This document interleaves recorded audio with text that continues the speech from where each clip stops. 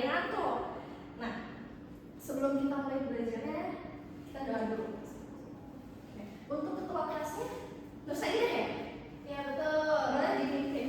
Sebelum mulai pelajaran, mari kita berdoa terlebih dahulu. Berdoa dan mulai. Amin. Terus mulai. Oke. Nah, sekarang sesuai dengan perjanjian kita minggu kemarin, Ibu udah minta kalian untuk duduk secara berkelompok. Nah, sekarang kelompok 1 ada di mana? Di sini Bu. Oke, kelompoknya sudah lengkap semua? Sudah. Lengkap. Oke, kelompok 4. Hadir Bu. Hadir, teman-temannya lengkap nggak? Lengkap. Lengkap. Oke, untuk kelompok 2? Hadir. Hadir. Lengkap semua? Lengkap. Oke, mantap. Kelompok 3? Hadir Bu. Hadir. Yang laki-lakinya kemana itu? Izin Bu. Oke, izin ya, berarti ada 1 yang tidak hadir. Oke, kalau bertemu dengan ibu kita mau belajar apa?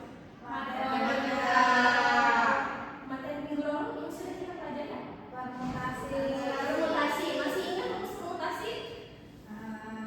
Oke, dan nanti kita bahas lagi kalau gitu ya. Hari ini kita mau belajar apa? Kombinasi. Betul. Hari ini kita akan mempelajari kombinasi dan kita akan mengetahui juga bedanya permutasi sama kombinasi itu apa. Kan mereka sama-sama dalam bab kombinatori kan? Ya, nanti kita tahu nih bedanya apa dan kita bakalan belajar gimana cara kita pakai rumus permutasi dan rumus kombinasi dalam menyelesaikan suatu soal. Sebelum itu kalian mau games dulu atau enggak? Enggak, kenapa enggak? Biar cepat selesai. Oke, kalau gitu kita skip ya gamesnya ya. Iya Ibu, nggak apa-apa, semangat. Gak apa semangat. Benar. Benar. Oke, konsentrasi. Konsentrasi dimulai. Oke, sebelum mulai belajar, nah, ibu di sini ada satu tokoh, namanya Paul Erdos. Nah, beliau ini adalah tokoh matematikawan yang berasal dari Polandia. Beliau itu dikatakan jenius. Kenapa jenius? Karena pada usia 3 tahun, bayangin 3 tahun, dia udah bisa kalian 3 digit. Dan itu pun dalam kepala, nggak dikeluarkan. Makanya dia disebut jenius sama orang-orang sekitar. Terus beliau juga dibilang sebagai salah satu orang yang paling produktif. Kenapa? Karena dalam satu hari beliau itu bekerja hampir 20 jam. Jadi kebayang ya semomen apa gitu. Tapi pasti dia juga senang gitu kan untuk bekerja ya. Nah, Paul Erdos ini uniknya beliau itu nggak punya rumah yang tetap. Jadi beliau itu jalan-jalan keliling kota sampai ketemu sama ratusan teman-temannya. Kalau ibu lihat sih ada sekitar 500 teman-temannya seluruh dunia. Nah, beliau itu ke rumah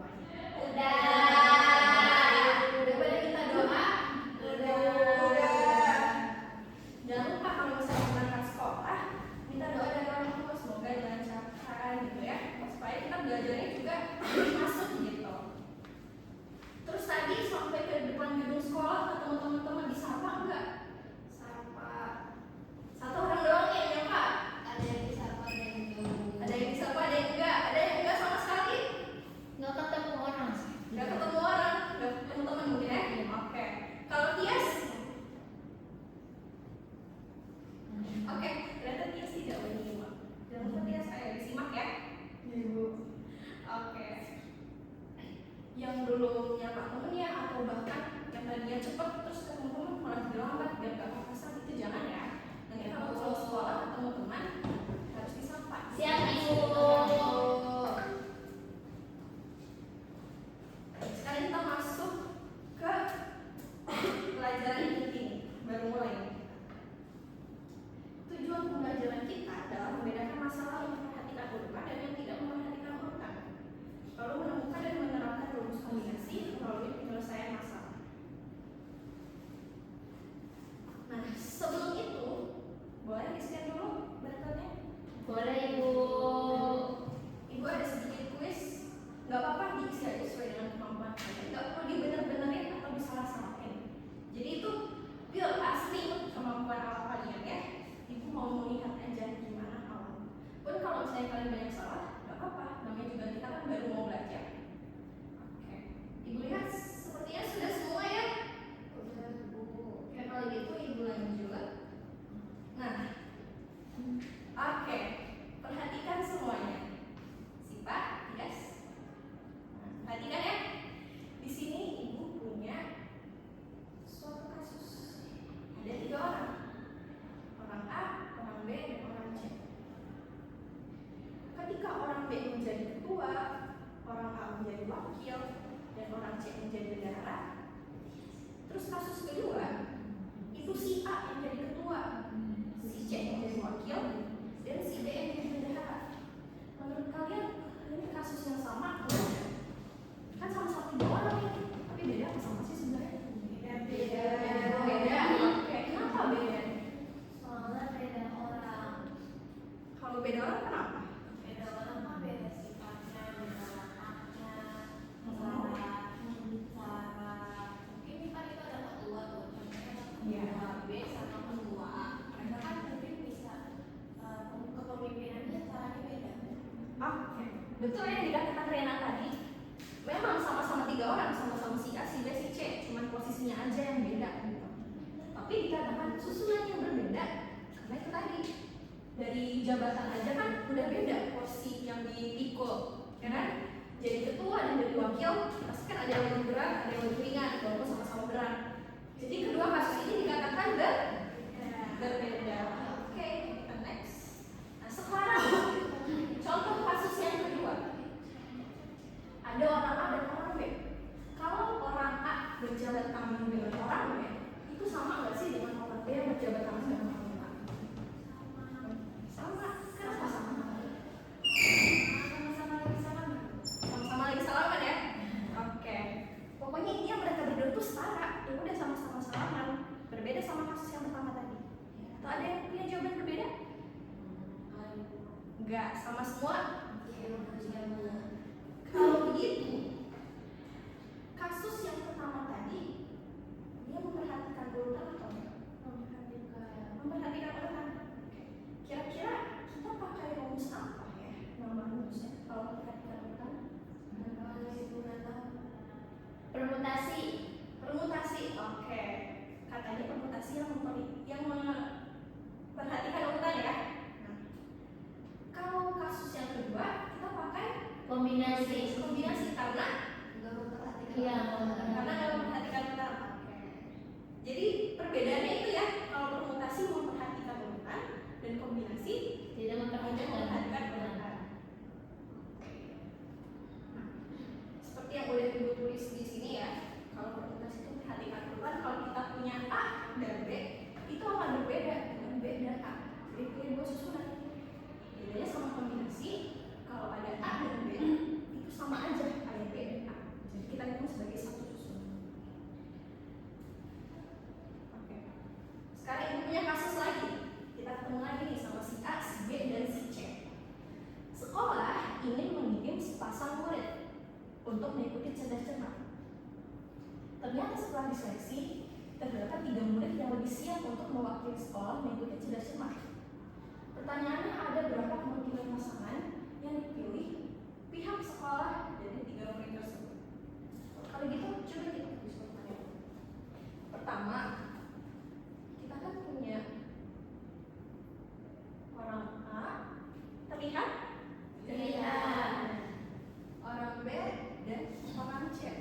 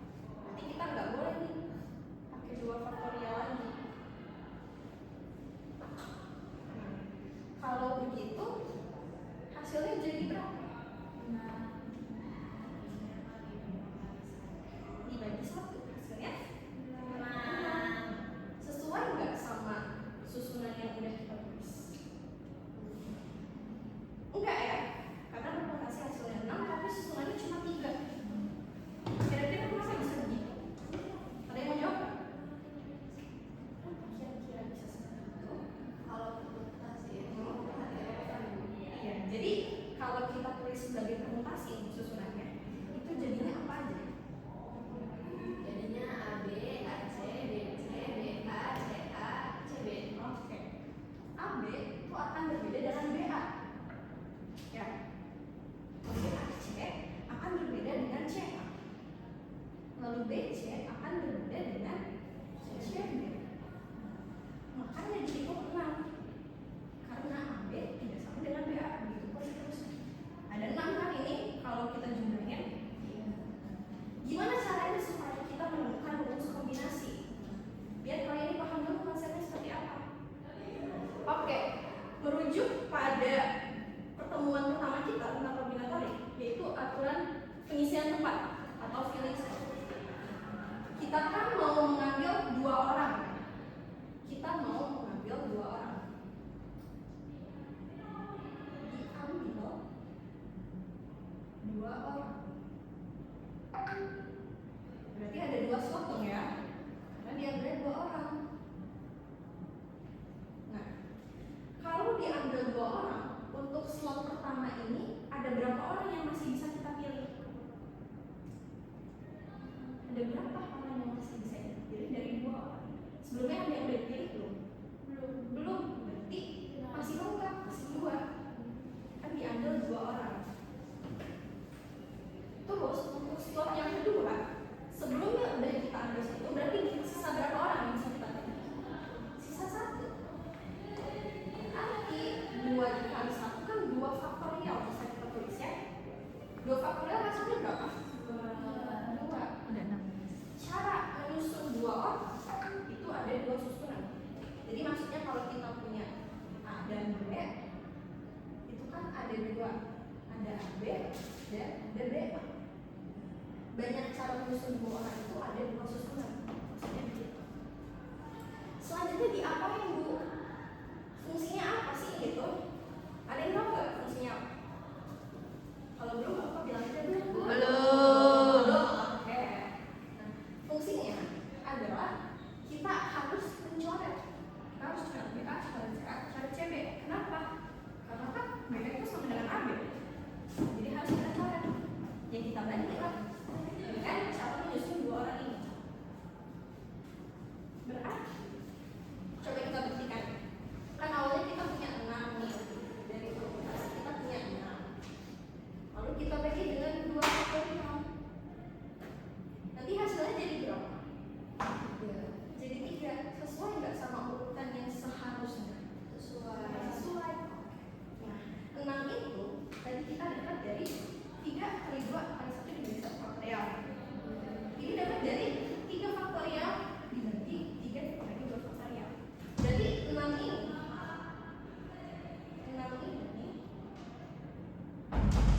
boleh ditulis sebagai 3 faktorial bagi 3 dikurangi 2 faktorial. Boleh nggak? Boleh. Oke. Terus selanjutnya kita bagi dengan 2 faktorial.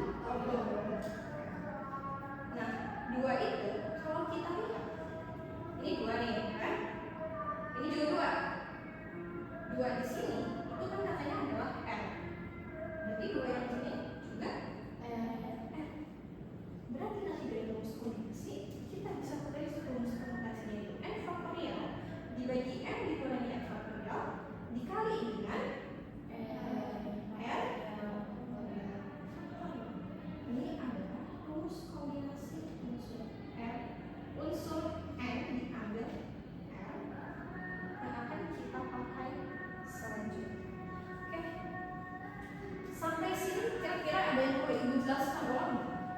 Cukup. Oke. Cukup ya. Semoga dapat dipahami. Nah, ini dia rumus kombinasi sesuai ya tadi. N faktorial dibagi dengan N dikurangi N faktorial dikali dengan N faktorial. Atau rumus kombinasi dibagi dengan N faktorial. Nah, sekarang ibu ada kasus lagi nih. Dalam suatu kelas yang terdiri dari 10 orang siswa, akan ditunjuk atau dipilih 2 orang untuk mengambil perlengkapan dekorasi ruang kelas dari ruangan penfilman dekorasi untuk perlombaan antar kelas dalam rangka perayaan HUT kemerdekaan RI. Dan ditanya berapa banyak cara memilih 2 orang tersebut. Nah, kira-kira ini pakai rumus apa ya siswa? Kombinasi. Rumus kombinasi. Kalau ada 10 diambil 2, berarti N-nya 5. N-nya 8. N-nya 10. 10 ya, kan ada 10 orang. R-nya berapa? 2. Ini bisa kalian coba sendiri. Oke, selanjutnya kegiatan berkelompok. Ibu akan memberikan LKPD. Sebelumnya kalian udah bawa plastisin semua ya? Nanti ibu akan membagikan LKPD. Tolong setelah dikerjakan dijaga kebersihan kelasnya. Karena kita kan pakai plastisin ya, kotor jadi harus langsung dibersihkan.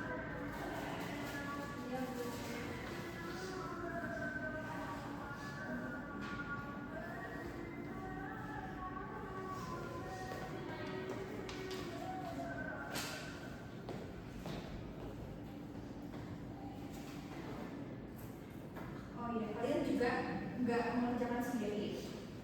Di sini kalian juga boleh bertanya kepada ibu kalau ada kesulitan.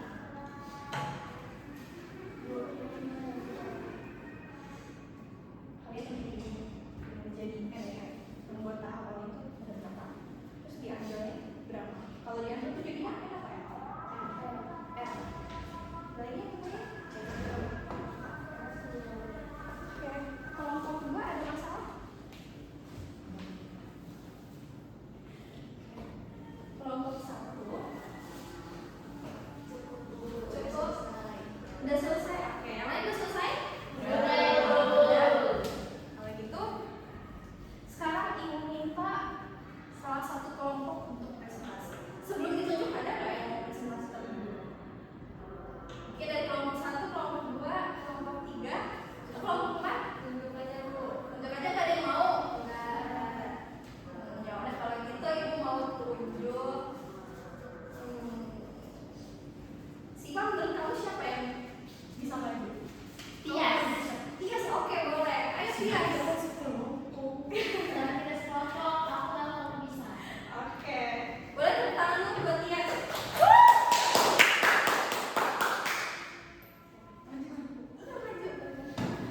Boleh hari ini ditampilkan? Oke, jadi gimana Tias? Begini hasilnya teman-teman. Oke. Ternyata Tias pakai 3 warna. Ada apa nih Tias? Ada warna pink, biru, sama ungu. Kuning. Oke. Oke. Kalau gitu kesimpulannya apa nih sebenarnya? Kesimpulannya, ntar Bu. Nah, kesimpulannya ini jadi dari rumus kombinasi ini karena warna merah muda atau pink itu sama biru itu menghasilkan warna ungu. Menghasilkan warna ungu kayak yang nomor 1. Terus begitu pun juga dengan warna biru dan warna pink yang menghasilkan warna ungu. Jadi dua-duanya sama gitu, walaupun ditukar hasilnya sama dari warna ungu. Artinya berarti kasus ini tidak memperhatikan urutan seperti konsep kombinasi. Nah, jadi jika menggunakan permutasi hasilnya itu adalah 6, yang dimana warna pink dan warna biru itu tidak sama dengan warna biru dan warna pink. Oke, makasih Tias. Boleh duduk lagi. Tepuk tangan lagi buat Tias. Jadi maksud Tias, kalau kita campurin 2 warna, yang pertama merah muda, terus warna biru, ternyata hasilnya ungu. Nah, ternyata sama aja. Kalau kita campurin biru dulu,